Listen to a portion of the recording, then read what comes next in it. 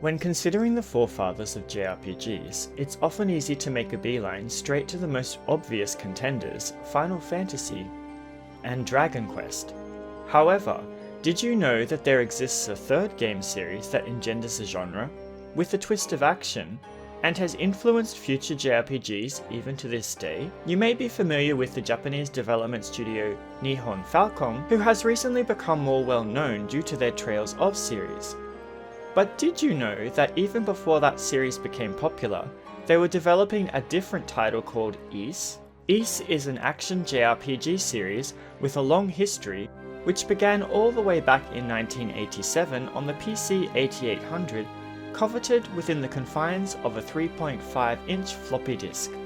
Ys I, ancient Ys Vanished, is the product of Masaya Hashimoto and Tomoyoshi Miyazaki, two bright developers who would eventually go on to form Quintet, a studio that published many brilliant games exclusively for the Super Nintendo. The Ys series generally always revolves around the adventures of a red-haired protagonist named Adol, who seems to have a penchant for finding himself in situations where dubious events transpire. Ys I has received many ports and remakes over the years. For the purposes of this review, I played Ys the Vanished Omens, contained within Ys I II Chronicles on the Sony PlayStation Portable, which was originally released between 2009 and 2011 across all territories. I played the game on normal difficulty. We fill the shoes of Adol Kristen, an adventurer who has travelled to the island of Asteria, which has been recently sealed off from the rest of the world by the appearance of the Storm Veil, an impenetrable barrier of wind that completely encapsulates the island. Luckily, despite the ship he was on being smashed to bits, Adol manages to wash up on the island shore and is found by one of the locals, who takes him back to an infirmary located in the small quaint fishing village of Barbado. After recovering and being given some information about the island's current situation by the town's doctor and local nurse, Adol sets off to find out what caused the Storm Veil to appear, as well as investigate why items made of silver have been mysteriously disappearing. Not too long into the adventure, Adol is invited to visit with a fortune teller who dwells in the city of Minia, the biggest and safest city on the continent. It's here, from the enigmatic woman named Sarah, that Adol learns of the books of Ys and is tasked with collecting them in order to prevent a coming disaster.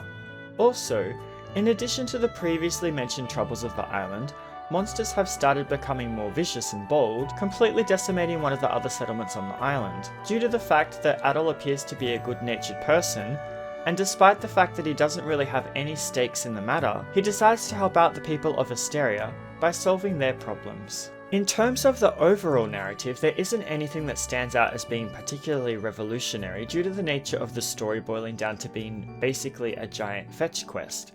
But despite this, I felt invested and appreciated the different characters that I met along the way. I felt compelled to return and talk to them after major events, to ensure that they were okay, and to see if they had anything different to say. The world itself isn't very large, given that it's set on a small island, but I did enjoy exploring and mental mapping places of interest that I felt I should return to later, such as the locations of locked treasure chests.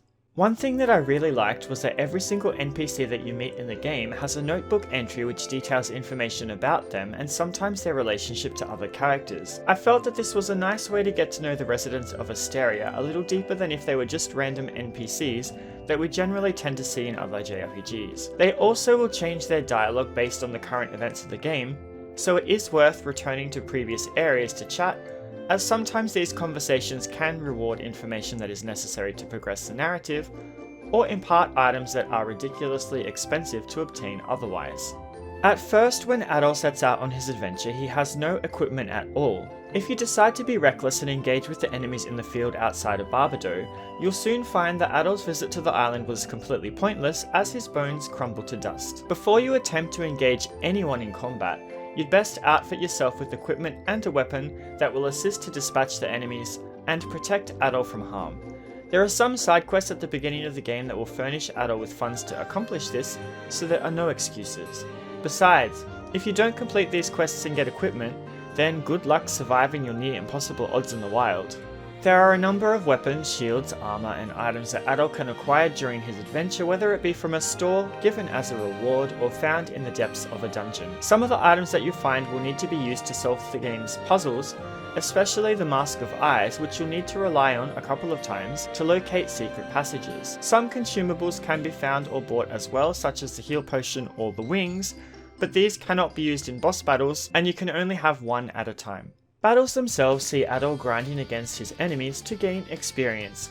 Get your mind out of the gutter. Officially called the bump system, this entails having Adol rush into the enemies and bump them. If he approaches the enemies directly from the front, they will retaliate. However, if they are attacked slightly off center, then the returned damage is minimal. Even better is to attack from the sides or the rear, which will see Adol stay completely out of harm. I have seen some complaints that this system is awkward. However, I found that after I got used to it, I was addicted. The pace never slows as you are constantly running through enemies, watching their bodies explode into showers of mutilated flesh, brittle bone, and viscous vitals. In other action RPGs, you may need to dodge or parry, which can become time-consuming and slow down this pace. Always, in Ys, you are going at breakneck speeds, dispatching the enemies as you rush to the next destination. I liked this a lot. As Adol continues to bump and grind enemies beneath the soles of his boots, he will gain levels.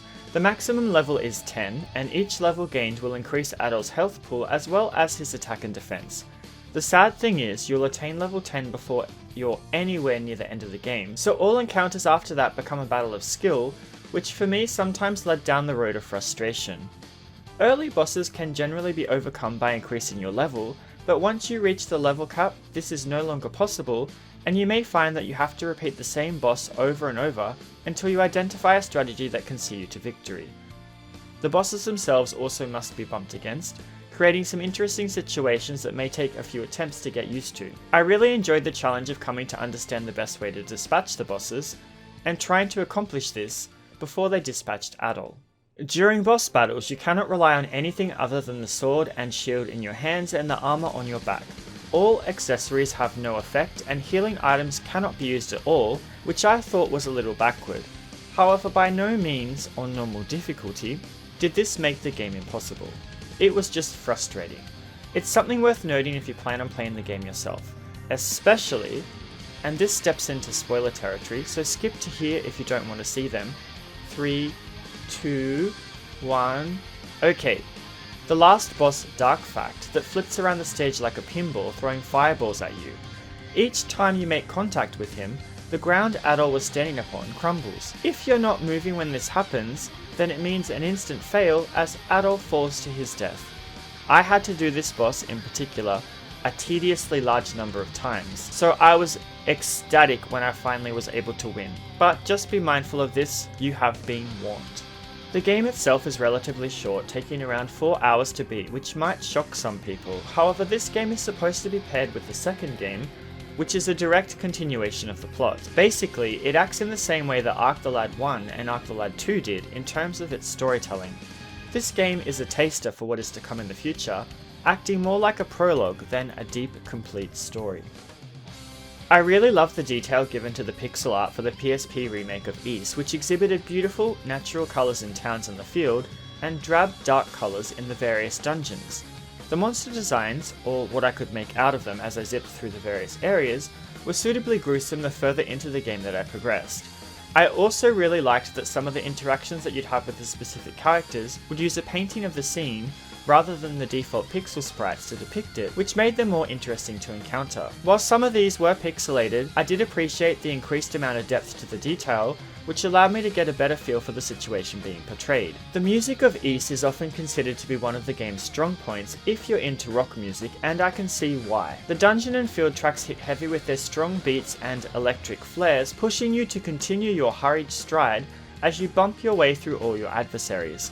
My favourite track is called Palace of Destruction, which plays in the depths of the first temple you enter, consisting of eclectic guitar riffs, a sick drum beat, and a synthesizer that would be right at home in a Castlevania game. I really have to give kudos to Yuzo Koshiro, who, if you remember, also made the music for ActRaiser and ActRaiser Renaissance.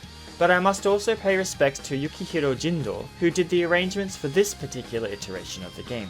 If you claim to be an RPG aficionado, then it would be remiss of you to have not played the Ys series from the beginning. Whilst the bump system may not be for everyone, I enjoyed the fast pace that it provided, meaning that I didn't have to think about parrying or using dodge rolls to escape the enemy's reach. The story itself isn't anything new or spectacular, especially considering what is available these days, but I felt that it was engaging enough to keep my attention, and I wanted to continue to play to discover more behind the mystery.